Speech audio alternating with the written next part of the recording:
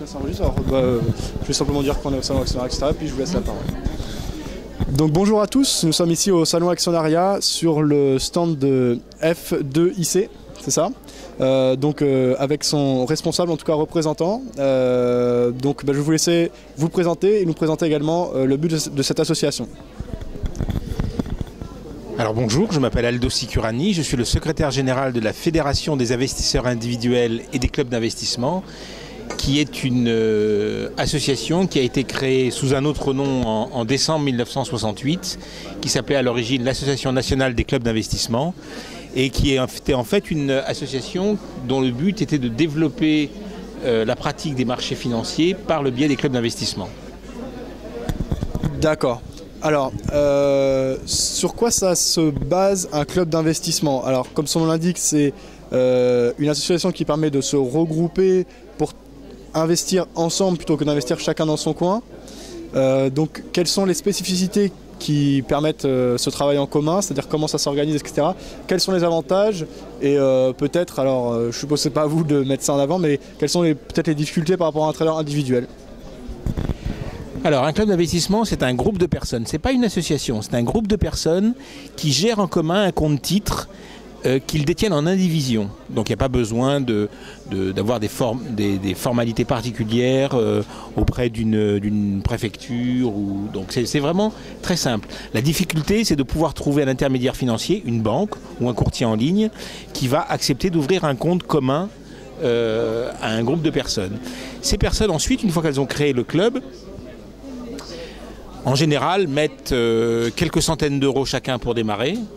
En général, ça va jusqu'à 1000 euros chacun pour démarrer. Et puis ensuite, tous les mois, versent entre 50, 100, 150 euros. En moyenne, c'est à peu près 70-80 euros par mois.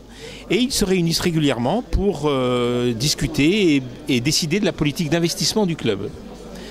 L'avantage, c'est que toutes les opérations qui sont faites pendant l'année par le club sont neutres fiscalement pour chacun des membres. Vous ne payez pas d'impôt sur les plus-values, s'il y a des plus-values. Il y a uniquement les dividendes qui doivent être déclarés pour chacun des membres et payés individuellement. L'impôt payé individuellement. Mais autrement, il n'y a pas du tout d'impôt sur les plus-values. Au bout de 10 ans, le club doit fermer et là, c'est à ce moment-là que la fiscalité rentre en ligne de compte. Sauf si, plutôt que de liquider le portefeuille et de se distribuer du cash, les membres décident de se partager le portefeuille et de transférer les titres sur leur compte titre personnel. À ce moment-là, il y a report d'imposition. C'est le jour où les titres seront vendus que chaque ancien membre devra effectivement payer de l'impôt sur les plus-values si plus-value il y a. Les clubs ont connu une longue période de prospérité. Dans les années 80-90, il y a eu énormément de clubs en France. Aujourd'hui, la difficulté vient que c'est plus difficile d'ouvrir un compte titre de club d'investissement dans une banque. Les chargés d'affaires, les chargés de clientèle dans les banques, dans les agences connaissent moins le club d'investissement que par le passé. Donc parfois, il faut les convaincre d'ouvrir un compte titre. Et puis la grande difficulté vient aussi du fait que la plupart des gens qui nous contactent pour créer un club, pour s'informer sur les clubs d'investissement, veulent rejoindre un club plutôt que d'en créer un. Et là, c'est difficile de leur trouver un club. C'est la raison pour laquelle cet été, nous avons décidé de devenir fédération des investisseurs individuels et des clubs d'investissement, et non plus uniquement fédération française des clubs d'investissement comme nous l'étions dans le passé. Maintenant, on s'adresse à tous les actionnaires individuels parce qu'on pense que la situation est difficile pour eux, la situation est grave pour l'actionnariat individuel en France, et qu'il faut les soutenir et les aider à se développer. D'accord.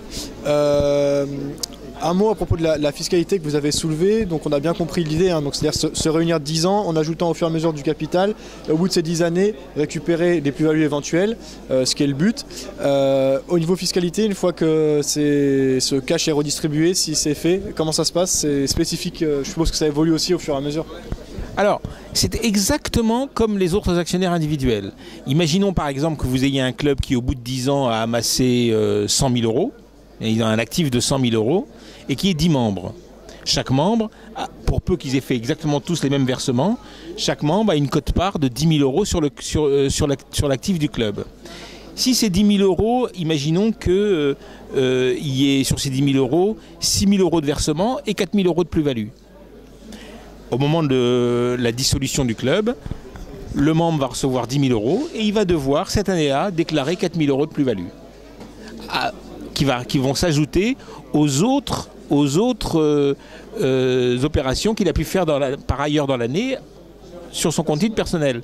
Si sur son compte titre personnel il a 4 000 euros de moins-value, il mettra face à ces 4 000 euros de plus-value dans le cadre du club, 4 000 euros de moins-value qu'il aura réalisé et il ne paiera pas d'impôt.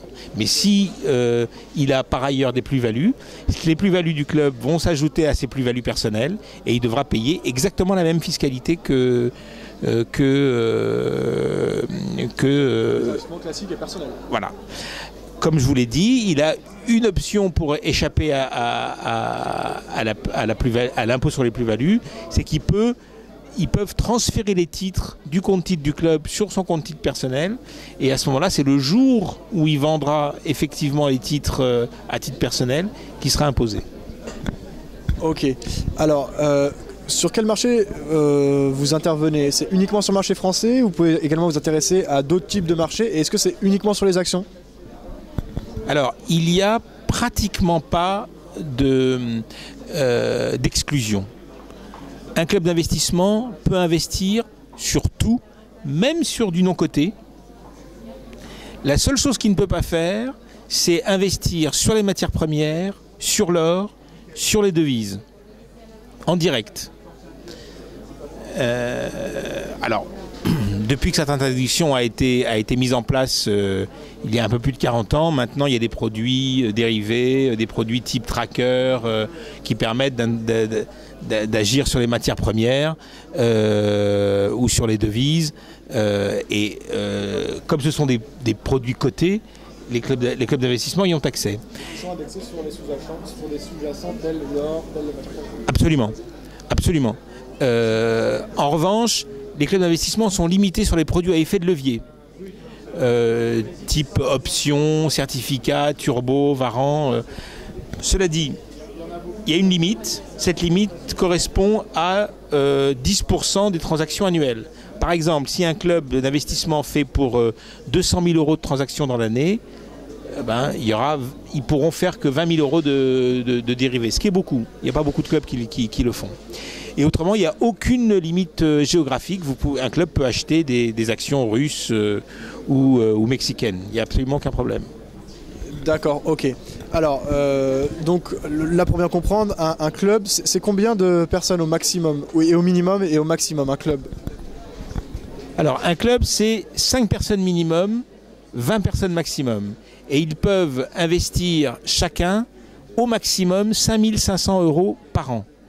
Et par foyer fiscal. L'administration des impôts veut éviter que se constituent des clubs paradis fiscaux d'une certaine manière, que 2 parents avec 3 enfants, parce qu'il peut y avoir des mineurs dans un club, 2 parents et 3 enfants créent un club et mettent chacun 5 500 euros par an. Donc c'est par foyer fiscal. Vous pouvez avoir un couple qui va être membre d'un club ou membre de 2 clubs différents et ensemble ils ne pourront mettre comme... 500 euros maximum. Exactement. Ok. Alors, simplement, donc il y a combien il y a de clubs actuellement en France et quelle est la nature de votre autorité sur ces clubs? Parce que vous êtes une fédération, c'est-à-dire qu'à un certain moment vous devez organiser. Alors est-ce que c'est de l'organisation d'événements? Est-ce que c'est vérifier que les choses se passent bien? Un peu, voilà, quelle est la nature de votre autorité en tant que fédération? Alors aujourd'hui, il y a un peu moins de 10 000 clubs en France qui représentent quand même plus de 100 000 actionnaires individuels. Depuis 1968, près de 3 millions de personnes sont passées par un club d'investissement, donc ça a joué un grand rôle pédagogique. On ne peut pas dire qu'on est vraiment une autorité sur ces clubs. Ce n'est pas une obligation de s'inscrire auprès de la fédération. Une fois que le club est constitué, souvent on ne sait pas forcément qu'il a été créé. Parce que parfois ça passe par un intermédiaire financier qui va aider à la création d'un club. Nous, notre rôle, c'est d'informer les particuliers de l'existence de cette formule, c'est de les aider à créer un club ou à rejoindre un club quand il nous sollicite. C'est une fois que le club a été créé, c'est de servir de soutien technique dans la vie du club, comment le club peut fonctionner, s'il y a des litiges entre membres, comment les résoudre, rappeler les règles. Et très souvent, on intervient beaucoup à la fin de vie du club, comment organiser une sortie intelligente du club d'investissement. Alors maintenant, tous les membres de club d'investissement qui s'enregistrent auprès de nous sont dans notre base de données. Quand nous organisons des réunions pédagogiques, des réunions d'information, des réunions avec des sociétés cotées ou avec des intermédiaires financiers, nous invitons les membres de ces clubs dans la région où nous nous rendons. Et toutes ces actions, nous les faisons bénévolement. Ça ne coûte rien aux actionnaires et aux membres de club. Ok. Simplement une dernière question. Là, vous avez parlé des 10 ans de durée de vie d'un club, mais si les personnes décident de se séparer avant les 10 ans, comment ça se passe? Est-ce que c'est possible? C'est parfaitement possible. Le club d'investissement est régi par les articles du Code civil qui concernent l'indivision. Nul n'est tenu de rester dans l'indivision. Si un membre veut quitter le club avant la fin du club, il n'y a pas de problème. Il n'a qu'à demander le remboursement de sa part. À ce moment-là, le trésorier va calculer la quote-part du membre au moment de sa démission, et puis il va percevoir ses fonds. Alors en général, les statuts des clubs prévoient une pénalité de 2%. Parce que justement, il y a des frais administratifs, les clubs sont obligés de vendre des titres pour pouvoir rembourser le membre démissionnaire. Donc il y a une petite pénalité de 1 ou 2%, mais il n'y a absolument aucun problème pour sortir d'un club en cours de route. Ok, alors pardon, j'en ai encore une en fait. Est-ce qu'on peut également faire de la vente à découvert ou c'est uniquement de l'achat dans le cadre justement de l'investissement et des clubs d'investissement? Non, on peut faire de la vente à découvert. Les clubs d'investissement peuvent acheter au SRD, mais là, ça se passe exactement de la même manière quand vous êtes un particulier. Un intermédiaire financier ne va pas vous laisser faire du SRD comme ça du jour au lendemain, ou en tout cas sans s'assurer qu'il y a bien des fonds de garantie, un actif en face. Donc en général, c'est 20 ou 30%. Et un club d'investissement, c'est pareil. Vous avez un levier de 3 ou 4 fois en fonction des sommes qui sont sur le compte. L'intermédiaire financier va s'assurer qu'il vous connaît un peu, voir que vous ne faites pas n'importe quoi, et après, il n'y a absolument aucun problème. D'accord. On voit beaucoup de sociétés là derrière sur le panneau de la F2IC. Alors rappelez-moi, c'est Fédération des investisseurs individuels. Ok. Fédération des investisseurs individuels et club d'investissement. Ok. Donc pourquoi toutes ces sociétés sont représentées sur ce tableau? Est-ce qu'elles sont partenaires avec vous? Qu'est-ce qu'elles vous apportent et quel est leur intérêt en cas de partenariat? Alors certaines sont partenaires, certaines sont membres de la fédération, sont membres cotisants de la fédération. D'autres sont uniquement partenaires à travers l'organisation de la participation à réunions d'actionnaires. Leur intérêt, c'est que par notre intermédiaire, elles ont accès à une vaste population d'actionnaires individuels actifs qui sont enregistrés chez nous. Elles peuvent dialoguer avec eux et aller les rencontrer sur le terrain. Elles vont rencontrer leurs propres actionnaires, mais aussi des personnes qui ne sont pas forcément leurs actionnaires et qui sont intéressées par la vie de l'entreprise et à avoir de l'information sur ces sociétés. Donc, toutes ces sociétés que vous voyez derrière sont des sociétés qui participent à des réunions d'actionnaires un peu partout en France avec nous, mais pas uniquement, aussi avec des journaux financiers tels que Investir ou Le Revenu. Et ce sont des sociétés en général qui sont très soucieuses de dialoguer avec leurs actionnaires et de rencontrer pour avoir une information, un vécu des particuliers, des épargnants vis-à-vis de la société et vis-à-vis de la bourse en général. Ok, parfait. Merci pour toutes ces réponses. Bonne continuation, bonne fin de salon. Merci beaucoup.